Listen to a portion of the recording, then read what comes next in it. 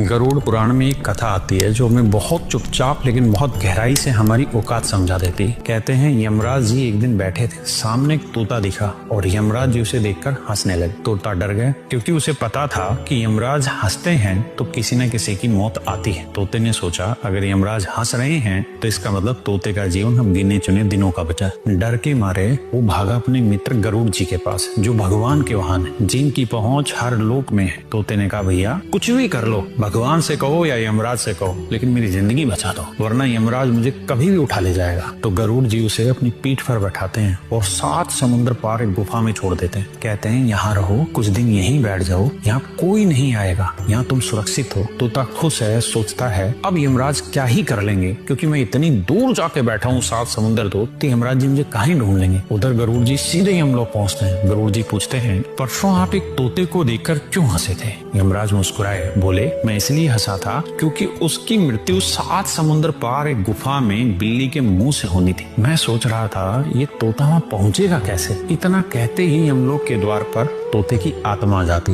गरुड़ जी चौंक जाते हैं, ये कैसे? मैं तो उसे खुद छोड़ के आया था वहाँ। यमराज जी शांति से कहते हैं आप उसे बचाने ले गए थे, पर वही गुफा में बिल्ली उसका इंतजार कर रही थी। और यही है जीवन का सबसे कड़वा सच। आप कितने भी अच्छे हो, कितनी भी पहुंच लगा लो, कितना भी भाग दौड़ कर लो, जिस दिन आएगी उस दिन लेकर चली जाएगी। इसलिए जब कुछ गलत होता है तो ये मत पूछो मैं तो अच्छा इंसान हूँ, मेरे साथ ऐसा क्यों हुआ, बल्कि समझो शायद ये भी किसी पुराने कर्म का हिसाब है। इसलिए समाधान डर नहीं है, समाधान शिकायत नहीं है, समाधान है उस समस्या का हल ढूंढना। और जो मिला है उसे शांति से स्वीकार करो क्योंकि कर्म बदले नहीं जा सकते पर उनका सामना शांति से किया जा सकता है।